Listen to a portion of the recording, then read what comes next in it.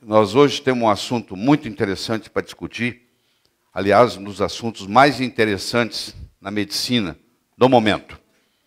O efeito glúten na saúde neurointestinal, uma visão sistêmica do eixo cérebro-intestino, Brain-Gut Axis, e todas as suas implicações na homeostase. O que você não sabe sobre trigo, centeio, cevada, que pode estar tirando dias da sua vida e vida dos seus dias. Certo? Então vamos lá. Se todos nós trabalhássemos no pressuposto de o que é aceito como verdadeiro é realmente verdadeiro, haveria pouca esperança de progresso. Quem falou isso foi Orville Wright. Para quem não sabe quem foi Orville Wright, Orville Wright era o irmão mais jovem do Wilbur Wright. Esses dois indivíduos, segundo o mundo, foram quem desenvolveram o avião. Para nós, brasileiros, é Santos Dumont. Mas para o resto do mundo, são os irmãos Wright. Então, um 4 anos mais velho que o outro, americanos, e eles, esse mais jovem, que é o Orville Wright, ele tem uma série de citações, frases importantes, entre elas essa aqui, que eu acho fascinante. Quer dizer, se eu achar que o que eu estou fazendo é verdadeiro, eu não tenho oportunidade de desenvolver. E vocês vão ver isso acontecer aqui hoje. A síndrome médica, que eu chamo de fluoxetina, omeprazol, estatinas, bifosfonatos, que são os alendronatos, os risedronatos, os ibandronatos, está condenada à extinção.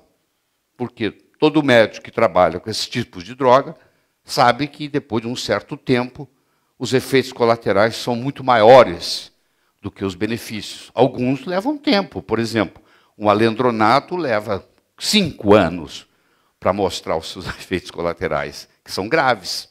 Câncer de esôfago, necrose óssea, entendeu? O indivíduo vai num dentista para fazer um implante, o dentista tem que fazer o buraco de colocar o implante. Aquilo ali destrói o osso morre. Como não tem osteoclasto mais para liberar aquele osso morto, aquilo ali, aquela necrose fica ali, infecciona, dá problemas seríssimos. Tanto é que hoje muitos dentistas americanos não mais fazem implante em pacientes que estejam ou fizeram uso de alendronato nos últimos 2, 3 anos, porque as consequências são drásticas. Eu poderia conversar sobre cada um desses aqui e mostrar os efeitos que vocês conhecem muito bem. Por que as pessoas atualmente precisam ser medicadas para minimizar sintomas? Na época do seu pai, do seu avô, não tinha fluoxetina, não tinha omeprazol, não tinha estatina, não tinha bisfosfonado, e as pessoas viviam normalmente. Né? E por que agora precisa disso? Bom, primeiro só para mostrar aqui para vocês que quando você faz uso de uma estatina, e você bloqueia a cascata lá em cima, tem uma série de outras consequências importantes, porque tudo isso tem os seus resultados, que vai produzindo essa desgraça em efeito dominó. E nós temos que acabar com esse conceito de que existe um remédio, uma pílula para uma doença. Eu vou só encontrar a pílula certa. Isso não existe. Esse conceito de encontrar a pílula certa não existe na medicina. Apesar de se tentar fazer isto, agora saiu novo remédio para o diabetes. Isso não existe. Agora saiu um novo remédio para a esquizofrenia. Toda vez que tiver um remédio novo para uma patologia, esse conceito não encaixa na medicina biológica. Isso não existe. Tá? Isso, no fim, vai mostrar que não dá certo. Porque a coisa é muito mais complexa. E você lembra daquele ditado que diz assim, levar para casa o pão e o leite das crianças. Eu acho que o bom pai hoje não leva nem o pão, nem o leite das crianças. Porque tanto o pão quanto o leite vão dar muito problema. Cada um deles vai dar muito problema. Então, nós vamos ter que praticamente excluir da nossa alimentação o pão e o leite. Então, nós vamos ter que mudar esse ditado aí, levar o pão e o leite das crianças. Hã? Existem inúmeros livros sobre glúten na literatura. Claro que eu, para preparar uma coisa dessa, uma aula dessa, eu leio todos eles de capa a capa. Tá? Aqui está um deles, que é espetacular. Aqui está o melhor deles que eu vi. São grãos perigosos no câncer, nas doenças autoimunes, na osteoporose, nas desordens cerebrais as mais variadas, entendeu? Desde déficit de atenção à esquizofrenia, a doenças intestinais, dores crônicas que ninguém faz diagnóstico, desordens digestivas as mais variadas e problemas relacionados com a fertilidade, problemas relacionados com abortos e etc. Abortos espontâneos e etc. E aqui é outro livro bom, chamado A Conexão Glúten. E o que eu recomendo mais de tudo, nós tínhamos aí para vender, mas já esgotou, acabou, não tenho mais. Então não estou fazendo propaganda de vender nada, porque eu nem tenho mais. Mas quando eu trouxe o Dr. Thomas O'Brien ao Brasil já 2 vezes, é uma autoridade em glúten, na minha opinião, no mundo, e ele tem um DVD de 8 horas, tem vários DVDs, é um kit de 8 horas só sobre glúten, que é o melhor material que eu conheço, que tinha disponível aqui até bem pouco tempo, mas que já foi esgotado, nós infelizmente não temos mais. Estamos no processo de trazê-lo novamente ao Brasil, mas por enquanto vocês vão ter que ficar com o que eu vou apresentar nessa aula. Olha que coisa interessante, se você estuda a história do homem no planeta Terra, você vai ver que grãos só fazem parte da nossa dieta há 10 mil anos. Foi quando começou o processo da agricultura. O processo da agricultura começou há 10 mil anos. Até então, o homem não ingeria, o ser humano não ingeria grãos. Ele caçava, ele pescava, ele vivia de frutos silvestres.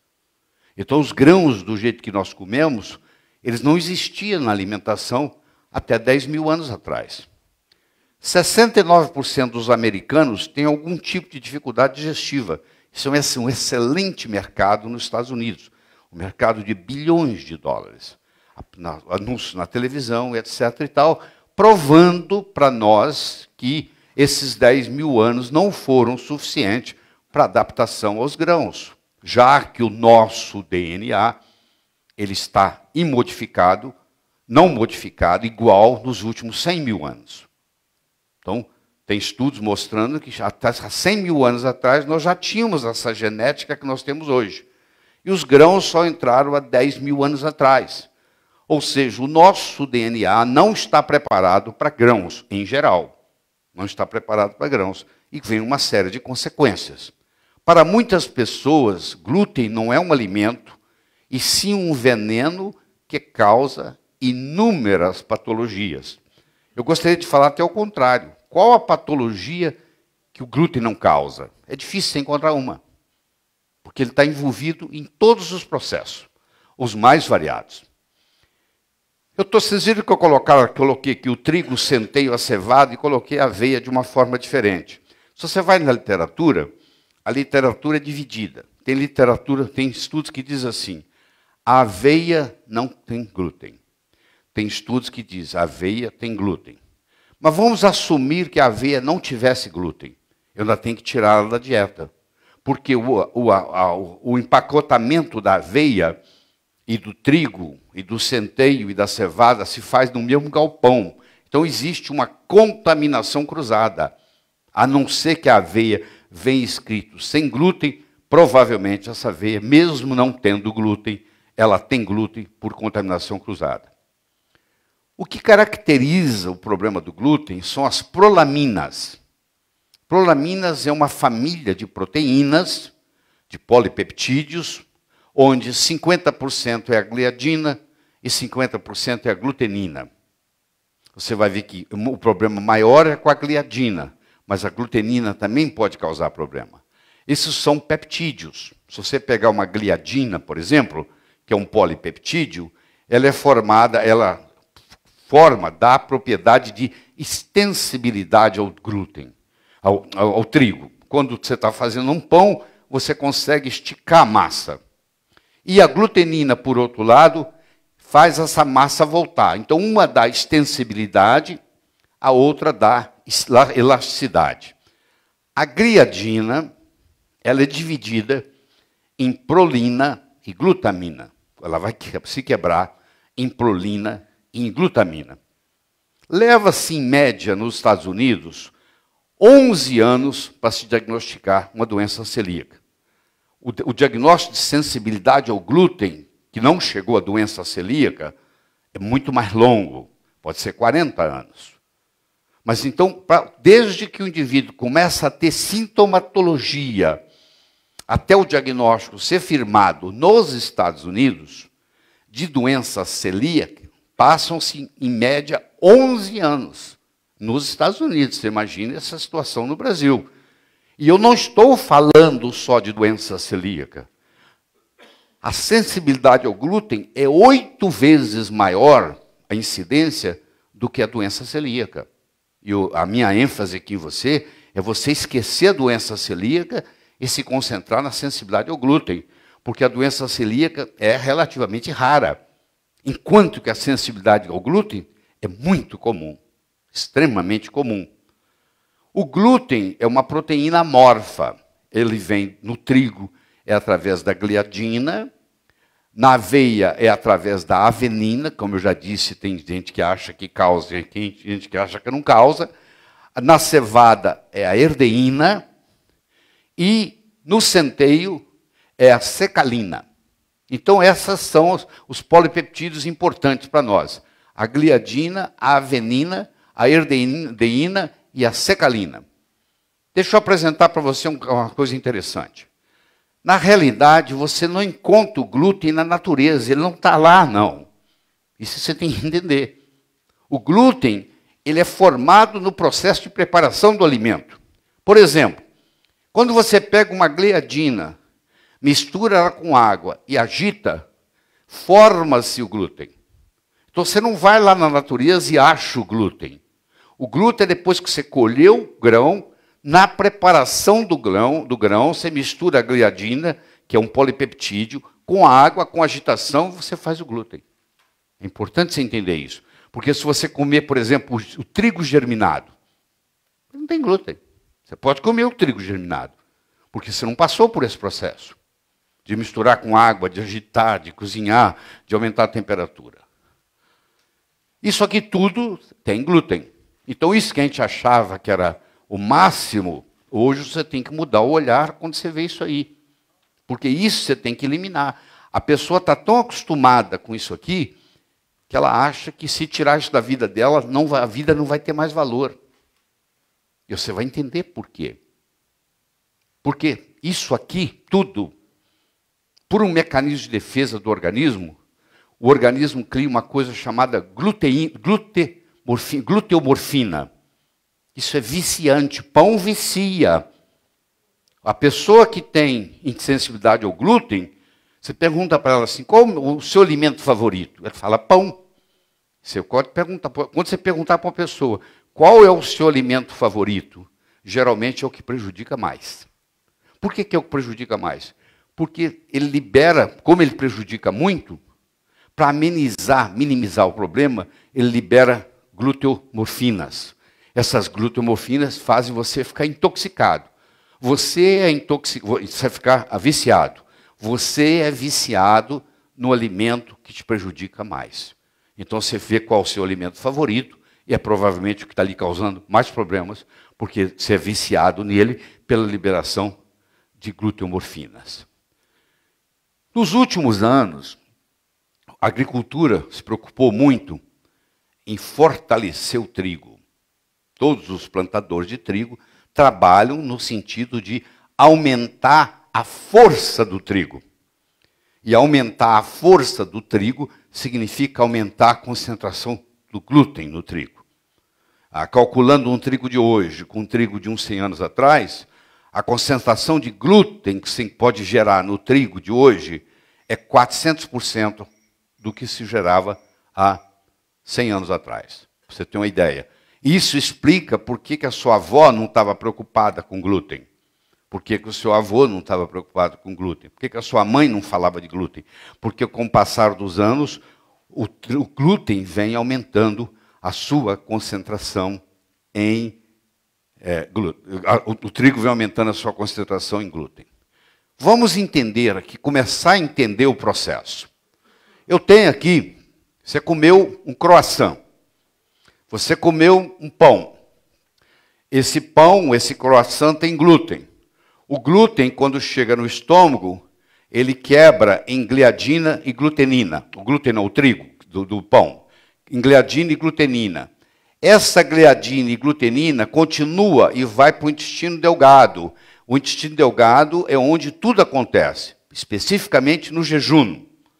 E nesse jejum, aqui está o lumen do jejum, aqui estão as vilosidades, aqui está o interior, e aqui o problema vai acontecer aqui, na passagem, na absorção dessa gliadina aqui. Essa gliadina vai ser desaminada pela transglutaminase tecidual, nós vamos estudar em profundidade isso. Ela passa por lá de cá na forma de gliadina desaminada, e aqui começa o processo de reação, que nós vamos mostrar para você como que isso acontece. Certo?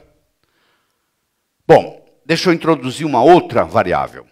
Deixa eu apresentar para vocês o HLA.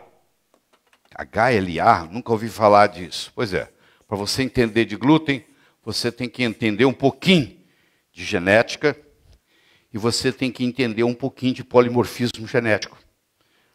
O HLA são os genes HLA, é o antígeno leucocitário humano.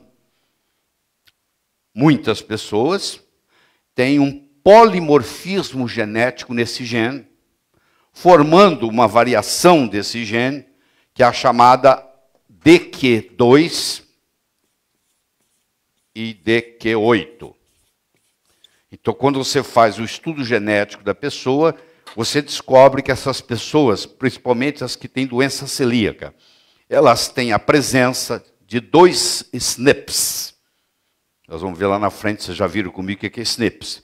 E elas apresentam a presença do DQ2 e do DQ8, que é um polimorfismo genético do gene HLA, que é o gene humano, o antígeno leucocitário humano. Mesmo em paciente, isso é muito importante que eu estou mostrando agora, isso foi publicado em 2011, é recente, muito recente. Mesmo em pacientes sem doença celíaca, a ingestão de glúten pode causar sintomas gastrointestinais, como dor, distensão abdominal, alteração de consistência fecal, cansaço, etc. Isso para quem não tem doença nenhuma. Você pega uma pessoa super normal e você superalimenta ela com trigo, mesmo ela não tendo nada, ela já começa a apresentar sintomas. Ou seja, mesmo para quem não tem o problema, glúten não faz bem, trigo não faz bem. Tudo acontece a nível de jejum, é nessa área aqui que acontece tudo. Ô, gente, Clarissa, querida. Obrigado.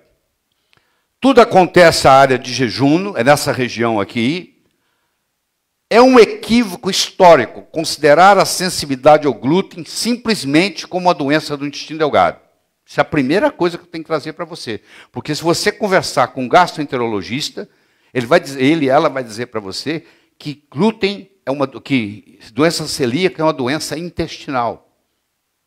Em 1888, quando Samuel Dee descreveu a doença celíaca, ele olhou no intestino. Se ele tivesse olhado no cérebro, ele diria que é uma doença cerebral. Se ele tivesse olhado no fígado, ele diria que é uma doença hepática. Se ele tivesse olhado no coração, ele diria que é uma doença cardíaca. Eu quero que você entenda as implicações, as mais variadas. Aquilo que ele descreveu em 1888 é a ponta do iceberg, nada mais, a ponta do iceberg. Para nós entendermos tudo isso, nós temos que entender a permeabilidade intestinal. Você já conhece, eu já conversei com vocês sobre as chamadas junções estreitas. É o tight junction, que eu vou fazer uma demonstração para você aqui, utilizando vocês como voluntário, para a gente ter uma ideia de como é que essa tight junction funciona. Então você come um croissant, você come um pão no café da manhã, esse pão tem gliadina. Essa gliadina, quando chega no intestino, ativa uma proteína chamada zonulina. A zonulina inibe a ocludina e abre as junções estreitas e, consequentemente, causa uma hiperpermeabilidade intestinal. Então, se vocês me permitem, você pode me ajudar? Deixa eu ver quem mais vai me ajudar. Você uma. Deixa eu ver aqui, vamos ver. Clarissa, pode vir aqui me ajudar? Grimaldi, pode vir aqui me ajudar? Então, vocês vão entender aqui o processo. Ó, você vai ficar de frente para lá, por favor. Para lá. É só me seguir aqui. Você vai ficar de frente para lá e encostar nela. Vem para o meio, mais para o meio aqui, ó, mais para cá. Uma virada para cada lado. Aqui está, ó, olha só. Isso aqui, aqui tem uma célula, um interócito. Aqui tem um outro interócito. Entre um interócito e outro, tem uma estrutura chamada tight junction. Tá? O Grimaldi vai ser o croissant que você comeu.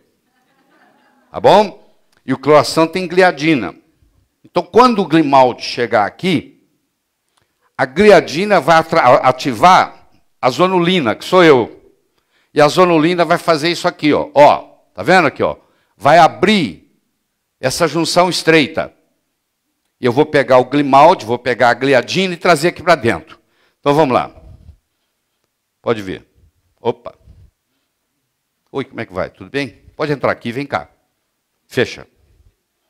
Agora eu vou atacar ele. Eu chamei ele para ferrá-lo. Por quê? Porque eu agora vou criar anticorpo contra ele. Se fosse uma bactéria, a zonulina fazia a mesma coisa. Ela abria, falava, vem cá, entra aqui, vem cá. Ela entrava, os leucócitos atacavam a bactéria. Agora eu vou criar um anticorpo antigliadina. Está me entendendo? Tudo via zonulina. Obrigado a vocês. Obrigado. Vamos ver isso agora aqui direitinho, como é que funciona.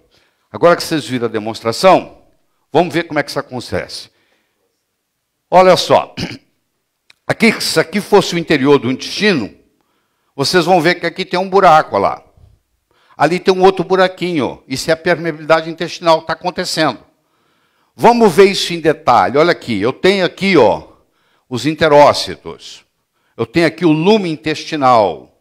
Eu tenho aqui um interócito, eu tenho aqui outro interócito. Entre um interócito e outro, eu tenho o chamado tight junction. Você vai ver mais em close-up depois como é que isso está fechado. Isso é o tight junction. Aqui eu peguei, ampliei ele, trouxe ele para cá. Olha aqui o tight junction aqui. Vocês estão vendo aqui, tem um processo aqui, que tem uma proteína chamada ocludina, e tem uma outra proteína chamada claudina. Então, o processo claudina-ocludina fecha essa tight junction. Quando a gliadina vem, a zonulina inibe essas proteínas, elas soltam. Esse processo agora absorve, a gliadina passa pela junção estreita. Tá? E aí sai do outro lado. Olha lá, ele vai passar pela junção estreita.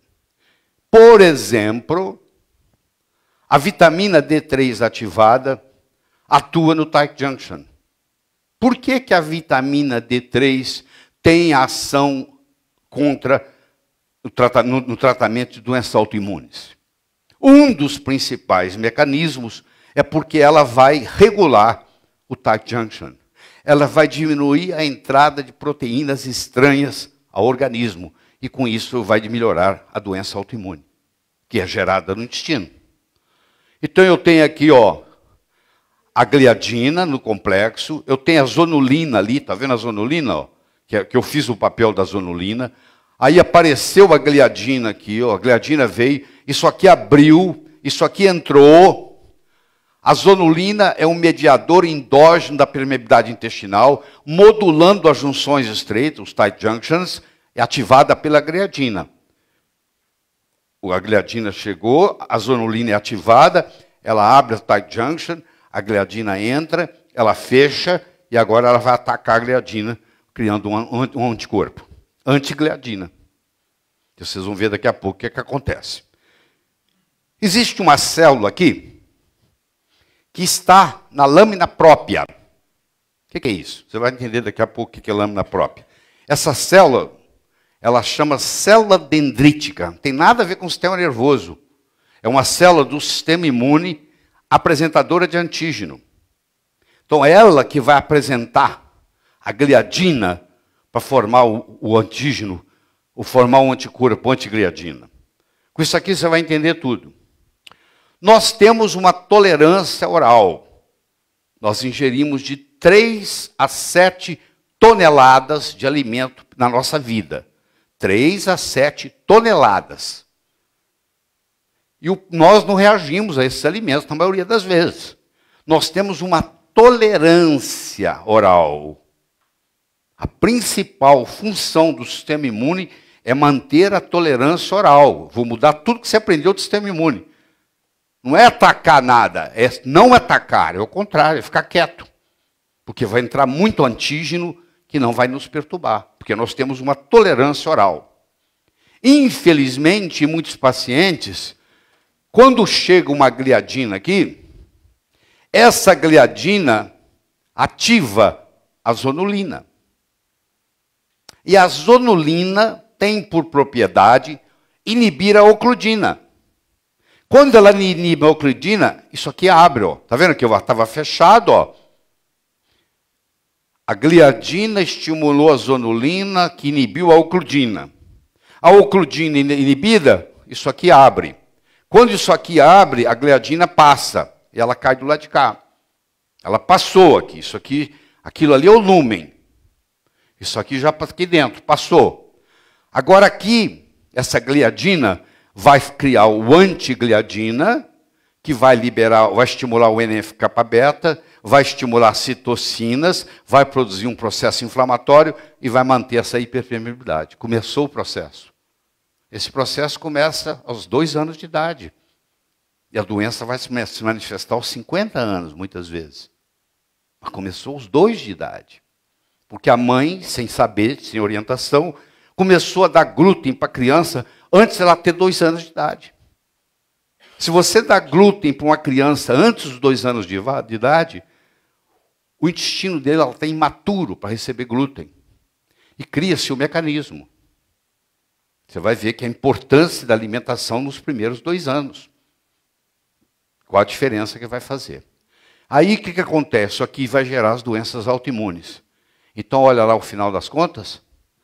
O glúten causando doença autoimune. Então, você viu como é que ele causa aqui, ó.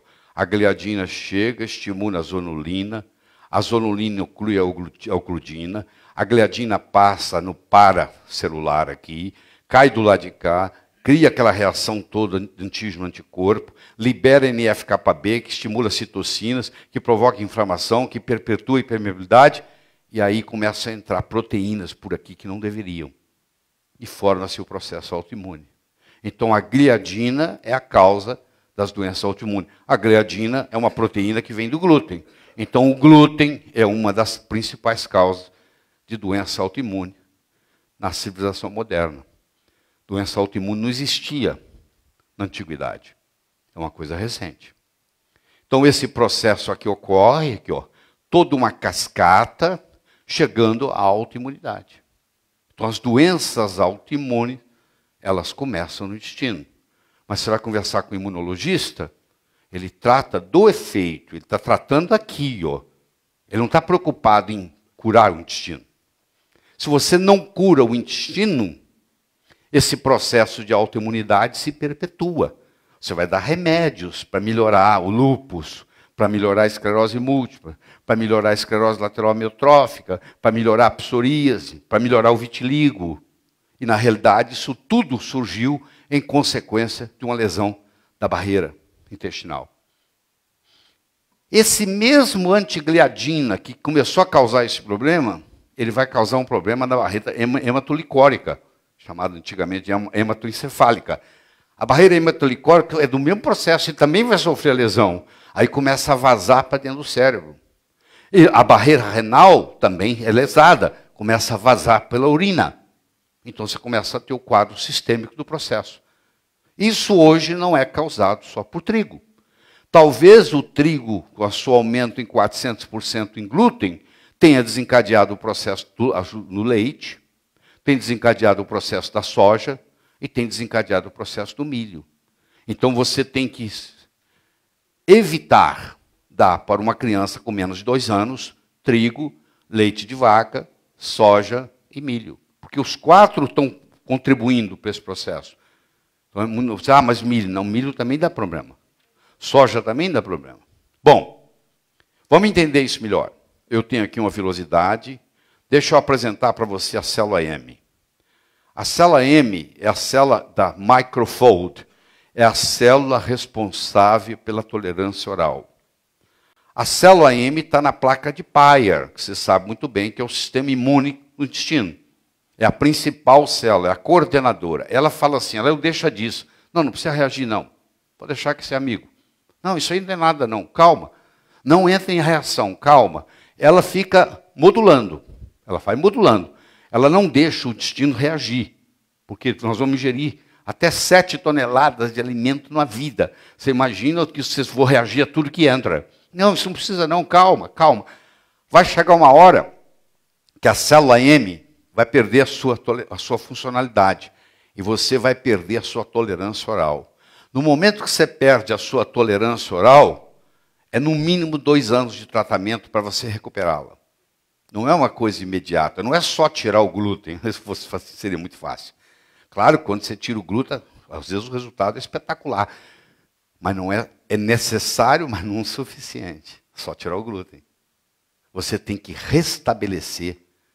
Quando você curar essa pessoa, é porque você restabeleceu a tolerância oral. A sua meta é restabelecer a tolerância oral. Tá? Aqui está a placa de Peyer, ali está a célula M. Então, de novo, aqui eu tenho a célula M, que é a maestra da história. Aqui eu tenho a Claudina, que trabalha junto com a ocludina, formando o tight junction. Aqui eu tenho a célula dendrítica, aqui, ó, que é a célula apresentadora de antígeno.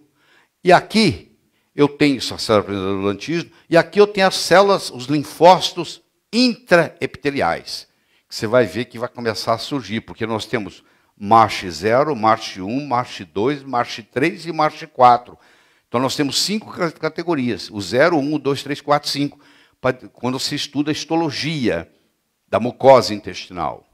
No MASH 1, onde o patologista geralmente não classifica como nada, ou faz-se a biópsia e encontra o MASH 1, ele manda você continuar comendo glúten, o gastroenterologista, porque ele não considera isso aqui problema. Vai e come glúten, quando você ficar doente, você volta. Mas já está dizendo para ele, ó, eu sou MASH 1, se você não me tratar, eu vou virar MASH 2, vou virar MASH 3, vou virar MASH 4. É uma questão só de tempo. Mas como foi caracterizado lá pelo Dr. como é que era a doença celíaca, o conceito usado para diagnosticar a doença celíaca é obsoleto. Não foi feita uma atualização. Isso aqui continua produzindo citocinas, e as suas consequências. E aqui está a lâmina própria. O que é a lâmina própria?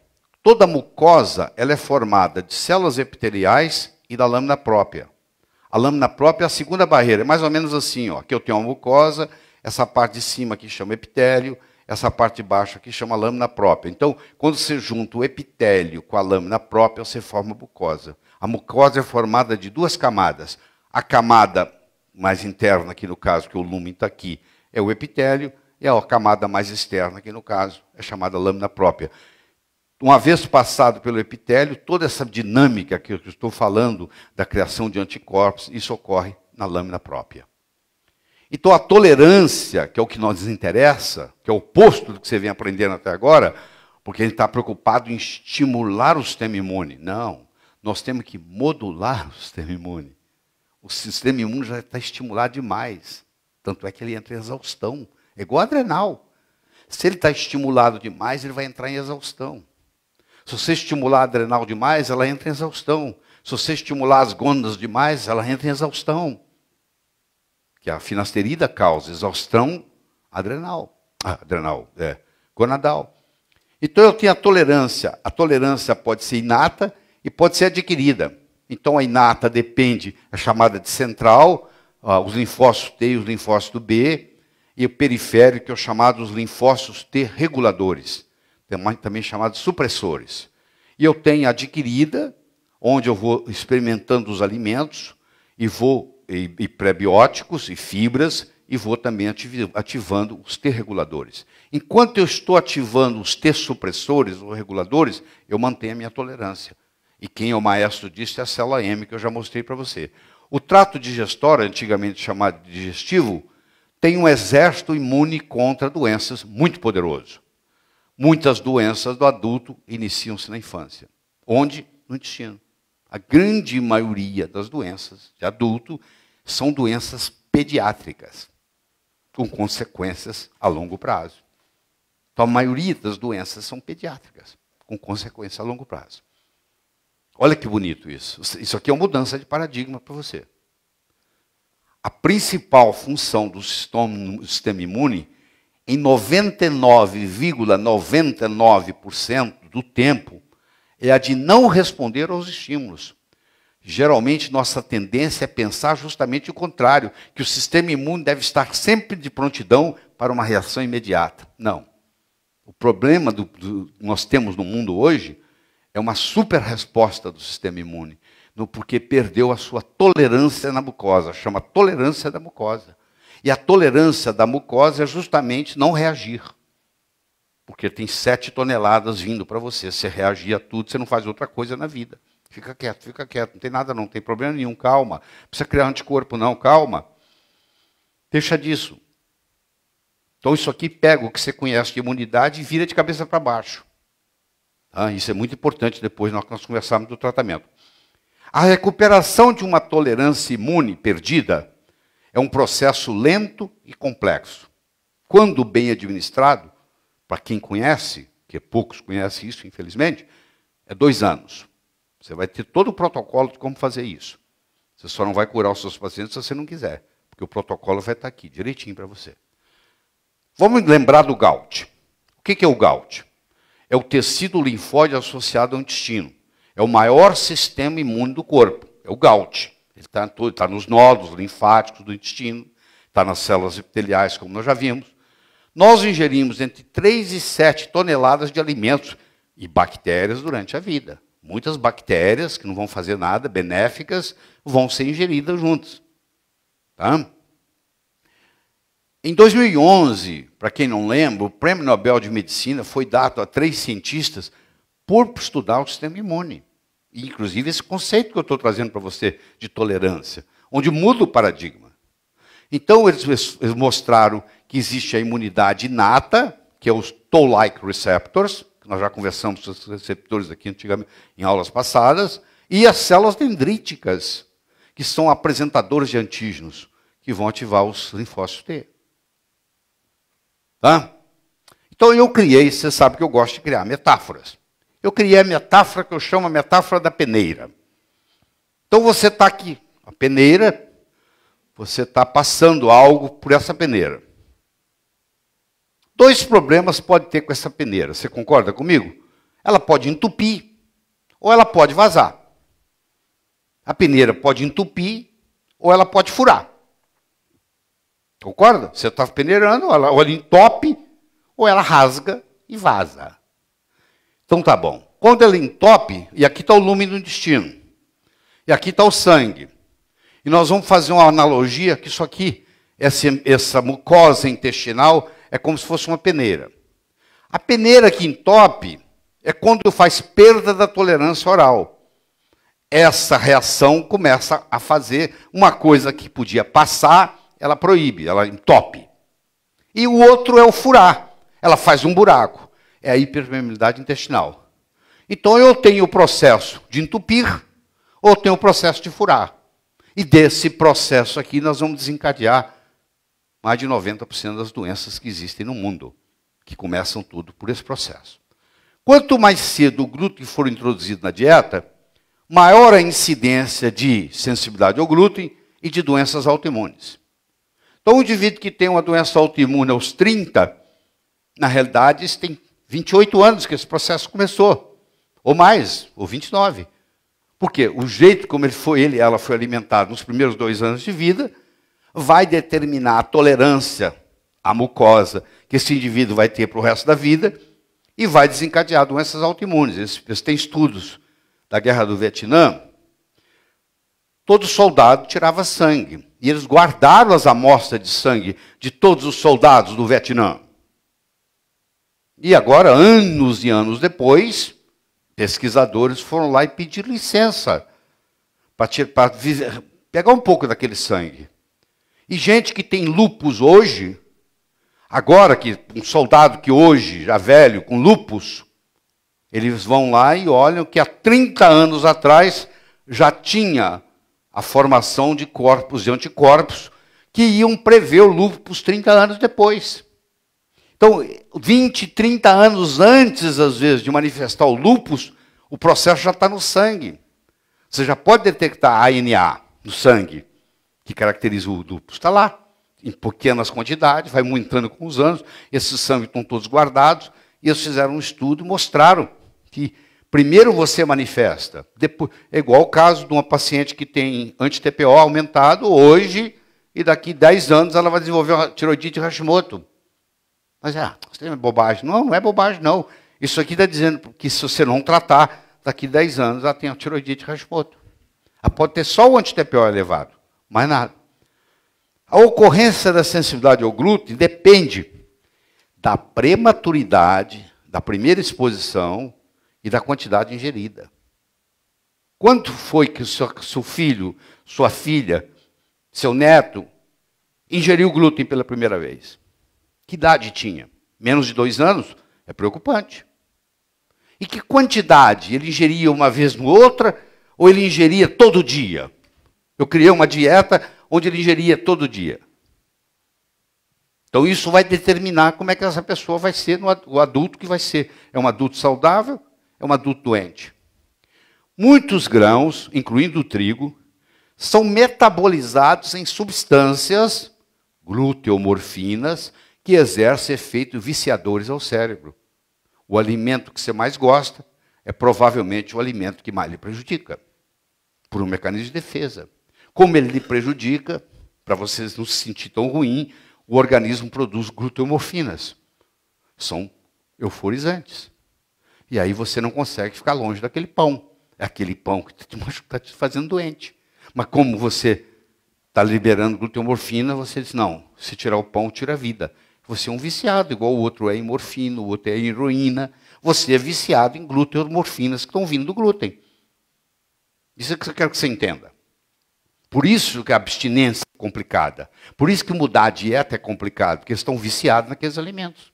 São pessoas viciadas naqueles alimentos.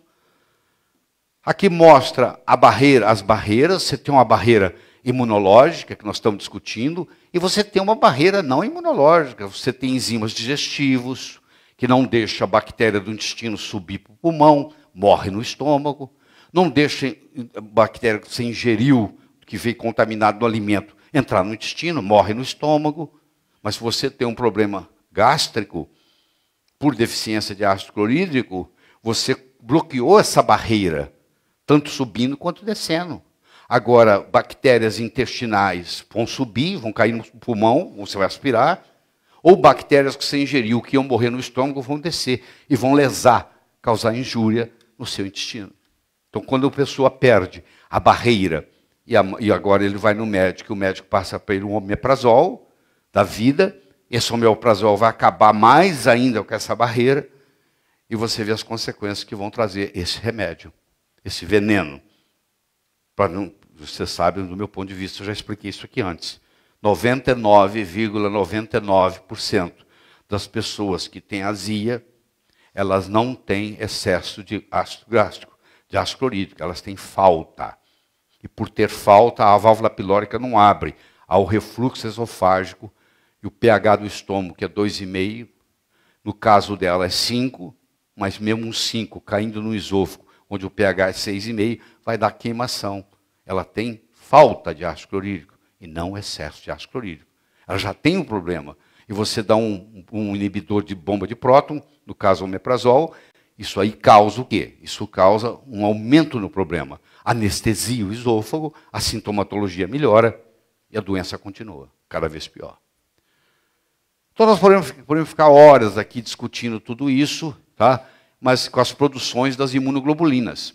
O nosso trato digestório produz uma imunoglobulina secretória chamada IgA, que vai cair também com glúten. Mas ela protege, é uma das ações de proteção que vai sofrer deficiência. Então, eu tenho a imunologia da mucosa, que nós estamos trazendo para você, Nós temos o processo da dieta, que vai desencadear que tipo de imunologia, e nós temos o processo da microbiota, que vai entrar na jogada. Então, esse trio aqui, ó, a microbiota, a dieta e a imunologia da mucosa, que pode depender até de um polimorfismo genético, é você ter o gene HLA, DQ2, DQ8, isso vai determinar se você é uma pessoa sadia ou se você é uma pessoa doente. Se você tem uma predisposição genética, se você tem um polimorfismo genético para a doença, claro que essa situação da microbiota e da dieta agora vão ter importância muito mais relevante, porque é o único jeito de você minimizar a expressão gênica. É através da microbiota e é através da dieta. Tá? Para você curar ou não deixar deteriorar a imunologia da sua mucosa. Então, essa microbiota, claro, ela depende de bactérias, vírus, fungos, parasitas, a proporção deles e etc. e tal, que nós vamos discutir depois. Na Veja dessa semana, você que já leu, vai ler hoje ou amanhã, na Veja dessa semana, isso aqui está chegando no leigo. O médico ainda não aprendeu e o leigo já está sabendo. Vocês já escutaram isso de mim antes, lá no começo do ano. Nós falamos sobre firmicutes e bacteroidetes. E a proporção, quanto mais firmicutes você tiver em comparação aos bacteroidetes, mais propensão você tem à obesidade. Mas a mudança da microbiota intestinal, aumentando o número de firmicutes, propicia ao desenvolvimento da obesidade no adulto. Então, eles conseguem hoje pegar uma criança de 2, 3 anos, examinar a microbiota intestinal dessa criança e prever se essa criança vai, no futuro, ter ou não obesidade, predisposição à obesidade, baseado nesse processo que vocês estão vendo aí. Muito bem. Apesar de descrita em 250 depois de Cristo por Aretaeus, na Capadócia, a doença celíaca foi cientificamente descrita pelo médico inglês brilhante Samuel Dee, em 1888. Vou enfatizar mais uma vez. O Samuel Dee concentrou-se no problema da doença relacionada com o intestino. Então, até bem pouco tempo, doença celíaca era uma coisa que ocorria em criança, magra, com esteatorreia, e que tinha um problema intestinal. E esse conceito foi passado na faculdade de medicina. E esse conceito se aprendeu. Mas hoje não tem nada a ver com a verdade. Isso é 1/8 do processo que existe no mundo. Diagnosticar uma doença não é o mesmo que curá-la. Você sabe, por exemplo, na neurologia se fazem diagnósticos brilhantes. E aí você pergunta, e aí, o que faz? Ah, não tem nada para fazer. Então, eu diagnostiquei a doença celíaca. O que faz? Ah, não tem nada que fazer. Não, não tem nada não, tem muito o que fazer. Talvez a medicina clássica não saiba, mas tem muita coisa para fazer. Você vai ter que trabalhar com esse paciente 2 anos, no mínimo, para restaurar a tolerância oral. Então, qual a meta?